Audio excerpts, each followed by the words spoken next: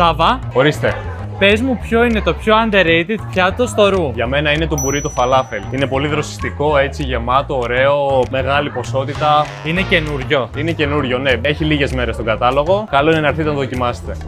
Θεωρώ ότι είναι το κάτσου σάντο. Το οποίο τι έχει μέσα. Είναι μπριός ψωμί με χοιρινό, πίκλα λάχανο και γλυκοπατάτες. Νομίζω θα πω τα νιόκι με τα μοτσαρελίνια και τη σάλτσα ντομάτας. Γιατί αυτό. Γιατί ο πελάτης ακούει ότι έχει ατζούγια μέσα και δεν μπορεί να συνδυάσει ότι είναι απλά ίσα-ίσα για την αλμυράδα στο πιάτο. Δεν καταλαβαίνει την ατζούγια, απλά δίνει μια άλλη ένταση στο πιάτο. Θεωρώ το κάτσου σάντο είναι ένα σάντουιτς με μπρεζέ χοιρινό, πίκλα από γλυκοπατάτα και πίκλα από κόκκινο λάχανο και μία μάγιο σόγια με μαύρο σουσάμι. Είναι η τέλεια επιλογή για μένα και δένει αρμονικά όλο το πιάτο μεταξύ του μαζί με τις άλλες γλυκοπατάτες που έχει και νομίζω ότι ο κόσμος θα έπρεπε να το προτιμήσει λίγο παραπάνω. Εσύ ποιο θα δοκιμάσεις?